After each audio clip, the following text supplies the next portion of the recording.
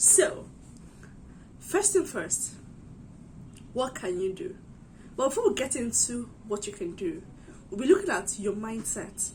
Do you believe that you can actually make money with what you do?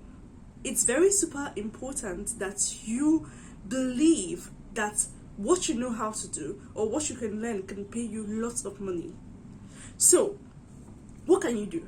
I expect that in this class that you have your pen and paper so you can make some notes, because you go back to that your note and then you can do the assignment that will follow in these videos. So it's very possible you can make money with what you know. But how do you start? Where do you start from? First of all, let's just start with what you can do. What can you do?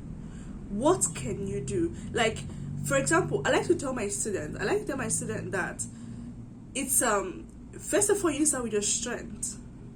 And how do you know what you can do? Check out those things that come to you very easily.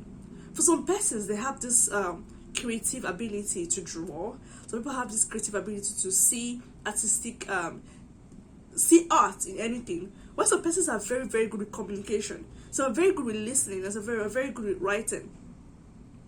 But how do you package all those things into a set of skills that can pay you hundreds of thousands? Pay you in hundreds of thousands, because it is very, very possible. Now, it's okay to go to school, it's okay to go to university, but I want you to start thinking from the angle of result. Many persons just go to university because they want to come out and get jobs immediately. But what is the main reason that these companies are going to employ you for? These companies are looking for someone who can give them the result you're looking for, who can bridge that gap. Every company starts out to get results. They start out to make a lot of money. And they're looking for people that are going to help them to make a lot of money with their skills. So that's why if you're going through school, if you're studying a particular high income skill or high income certification in school, just make sure you're thinking in the angle of how do I get results with all these things I'm learning. Because it's not enough to know a bunch of things. How do you translate them into solving real-world solutions, bringing real-world solutions to this company or to whomever or to whatever team you're going to join? So, that aside, now you've made a list of things that you can do on your paper. How do you change your mindset to start seeing that these things are possible? I would like you to go and browse and see, maybe you check out how much is the annual salary in dollars of a content writer or a graphic designer and all of that. That would give you a picture of what you can earn. So the first thing to do is to always start with what you already know how to do. But what if you don't know, you think that you have any skill, there's nothing you can do, you don't know anything that you can apply that can give you money? Then check below this class.